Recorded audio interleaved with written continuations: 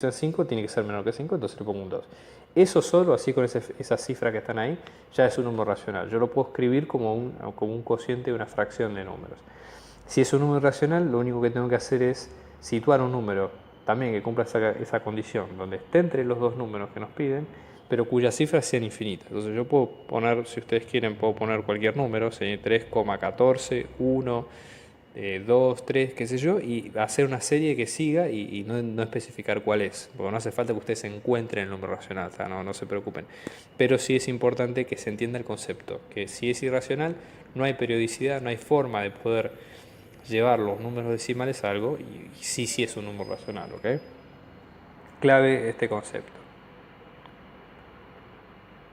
Y si vamos después al ejercicio 5, más adelante es todo de conjuntos. Estos conjuntos, acá lo que nos piden es tratar de evaluar, ¿sí?, el tema de supremos e ínfimos, que lo vamos a ver mejor cuando veamos la teoría. Así, ¿qué es un supremo y qué es un ínfimo? ¿Ok?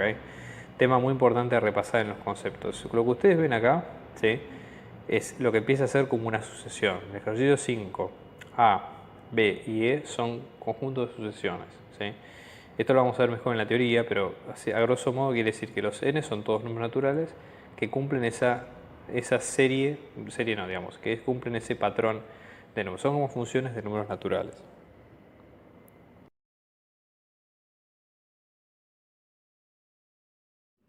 Entonces, viendo y considerando esto, vamos a seguir adelante.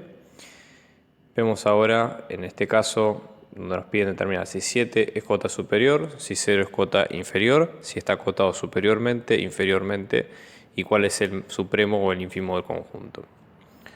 Entonces, vamos a revisar las definiciones. Da un subconjunto de números reales, ¿sí?, ¿cuál es el supremo, cuál es el ínfimo? Fíjense acá en la teoría, que es de cada cosa, ¿sí? En realidad nosotros, recuerden ustedes que el supremo es el número del conjunto que a nosotros nos permite definir cuál es el número, cuál es la cota superior, es decir, cuál es el número mayor de ese conjunto, si es que está incluido o no. Entonces, como dice acá, en su conjunto de números reales, decimos que el número k es cota superior si en la recta de todos los elementos de A están a la izquierda de k. O sea, dibujen la recta, véanlo, están todos a la izquierda. Puede estar o no incluido, ¿sí? Entonces esa es un poco la idea, ¿sí? Entonces acá, muy bueno el ejemplo gráfico como para entender de qué se trata este concepto. Lo mismo pasa, fíjense, por ejemplo, el menos infinito al 2 está acotado superiormente porque el 2 es una cota superior, o sea, el 2 es una cota superior, el 3 es una cota superior, ¿sí?, más allá que no pertenece al conjunto, pero cumple estrictamente con la definición que está marcada en rojo, ¿sí? No hace falta que pertenezca al conjunto, ¿sí? Es clave entender esta diferencia para no equivocarse en el examen, ¿ok? Si el conjunto A es acotado superiormente, la menor de todas las cotas superiores se llama supremo, que en este caso, en el caso del 2, sería la menor de las cotas superiores, porque, por ejemplo, si yo tomo, por ejemplo, en ese conjunto 2,0001, ya no pertenece a ese conjunto, ¿sí? Lo mismo si tomo el mismo 2, tampoco pertenece. Pero el 2 es esa de las menores cotas superiores porque no pertenece al conjunto y sin embargo es cota de ese conjunto, ¿sí? Entonces, es muy importante entender esas sutilezas al momento de realizar un ejercicio más en un examen donde se les va a pedir que interpreten cada ejercicio como corresponde. Veamos, por ejemplo, qué pasa con las cotas inferiores. En la cota inferior de un conjunto A de los reales es un número K perteneciente a los reales que es menor o igual a todo elemento de K. O sea, es el recíproco para los números menores de lo que acabamos de ver acá. O sea, todos los elementos que están a la derecha, que pueden servir como cota inferior, pueden o no pertenecer al conjunto, lo mismo que dijimos recién, y decimos, ¿cuál es la menor de las cotas? La menor de las cotas es lo que se llama el ínfimo del conjunto.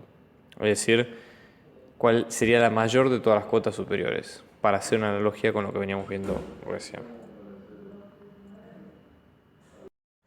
Entonces, en este caso, decimos, tenemos que definir cuál es la cota, el supremo o el ínfimo de cada uno de los valores, ¿sí? Máximo, mínimo.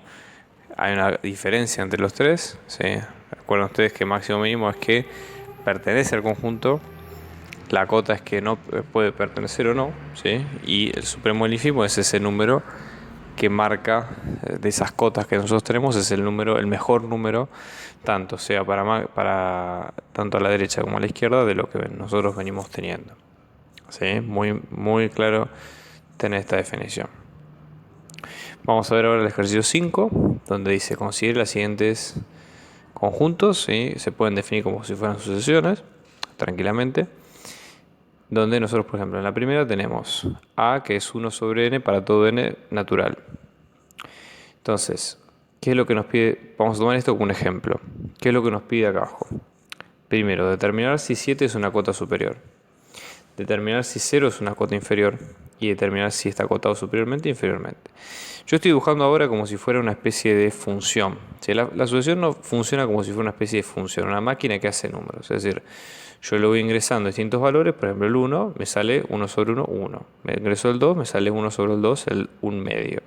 Entonces esto para que se entienda, es una función, un tipo de función especial cuyo dominio pertenece a los números naturales, porque los números con los cuales yo voy a hacer la cuenta son números naturales. Entonces los resultados pueden ser números naturales o no, pueden ser números reales, pueden ser números enteros, ¿no? Irracionales. O sea, eso racionales es difícil, pero es poco probable que digamos que salga de ese esquema. Entonces fíjense, nosotros hicimos el diagramita de la sucesión, buscamos algunos valores y observen qué pasa si nosotros después los dibujamos o calculamos el límite, lo que sea. Vamos a calcular el límite, si esta función teniendo infinito, para ver qué es lo que pasa. Es 1 dividido un número que es infinitamente grande. Eso lo que hace es que la función tiende a ser 0. ¿Por qué? Porque yo estoy viendo un número finito por un número que tiende a ser infinito. ¿Sí? Dibujando la sucesión, esta sucesión lo que van a hacer son puntos aislados. ¿Sí? No son valores continuos, justamente porque los números del dominio son números naturales y por lo tanto son números puntuales de todo el conjunto de números. Entonces nosotros decimos, ¿es cota superior? La única forma de saberlo es si la función o la sucesión crece infinitamente, sí, porque es superior a cualquier número de la sucesión. Entonces, observen cómo hacemos en la tabla, queda la sucesión de justamente los números de la sucesión, la cota superior que es 7. ¿Es 0 la cota inferior? Eso es otra de las preguntas. Fíjense que dijimos que el límite, cuando esto tiende a infinito, tiende a 0. O sea, todos los valores, el máximo de sucesión es 1 y después van decreciendo. Por lo tanto, tiene cierto sentido que 0 sea una cota inferior, ¿sí? Porque justamente al del infinito se alcanza el 0. Entonces, ¿el supremo cuál es? El 1, porque de todos los valores de la sucesión no hay valor que pueda superar el 1, justamente porque todos van decreciendo. Por lo tanto, si esta sucesión tiene supremo, eso es lo importante saber. ¿Tiene ínfimo? Eso es lo que tenemos que pensar nosotros. ¿Existe a uno que llegue a ese valor 0 que habíamos dicho? No. Porque observen que nosotros lo calculamos en el límite. Y el límite es algo que se acerca al valor, pero que no llega a ser el valor. Y justamente más en un límite infinito. Por lo tanto, 0 puede funcionar como una cota inferior, pero no es un ínfimo del conjunto porque no pertenece al conjunto imagen. Haciendo el punto B, que es la sucesión n sobre n más 1, vamos a aplicar exactamente el mismo criterio. ¿Cómo funciona esta sucesión? ¿Sí? Para hacer un poquito más prolijidad, vamos a borrar esta parte, de manera que queden un poco las dos partes bien vistas. Entonces, tenemos la sucesión, la fracción n sobre n más 1. Como ustedes ven, el denominador es menor que el numerador de esta sucesión. Esto es algo que les pediría presten atención porque más adelante, cuando nosotros veamos los métodos de Cauchy, los métodos de D'Alembert, para ver si una sucesión es en definitiva convergente, vamos a ver qué significa, bueno, es importante tener en cuenta esa relación. Vamos probando distintos números, por ejemplo, hacemos con el número natural 1, nos queda 1 medio, con el 2 nos quedan 2 tercios y sucesivamente. O sea que cuando hacemos el límite de infinito, ¿qué es lo que nos va a quedar? Observen, el número de arriba, el numerador, va a ser infinitamente grande. Apliquemos, y el número mismo abajo, ¿no? Pero apliquemos la técnica de dividir por el término más alto. Esto lo que nos va a quedar es n sobre n, que es 1, Luego tenemos 1 sobre 1 más n, que el 1 sobre n nos va a tender a 0 porque justamente es 1 sobre algo que es infinito. Y luego tenemos el 1 sobre 1 más 0 que va a dar 1.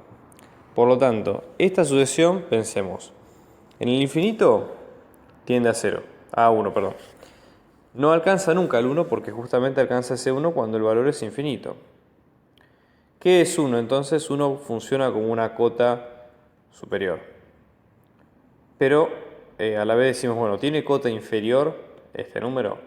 ¿Hay algún valor para el cual nosotros hagamos que esto tenga una cota inferior? Eso lo tenemos que ver. Entonces, vamos probando distintos valores. Tenemos el 1 en un medio, luego tenemos el 2 tercios y sucesivamente. Entonces, el valor más bajo de esa asociación es el 1 medio, que funciona como el ínfimo de esa asociación. El 1 que es el supremo, porque es el valor, pero no, supremo no, perdón. Supremo no porque no está incluido, es una cota superior. No tiene supremo esta asociación, porque de tener supremo tendría que tender a un valor, no un valor, pero digamos, tendría que haber un valor definido tal que la asociación no pueda superar ese valor.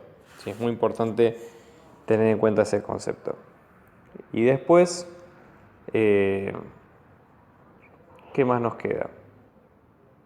Tratar de ver el tema de las cotas, ¿sí? Si tenemos algunas alternativas, pero no, en definitiva ya vamos a seguir con la guía. Sigamos adelante, vamos a hacer el ejercicio 6. Considere el conjunto A, 2 más 1 sobre n, con n pertenecientes a los naturales, y ver qué es lo que nos pide en cada caso, ¿sí? Entonces en el conjunto A, por ejemplo, ¿qué es lo que tenemos?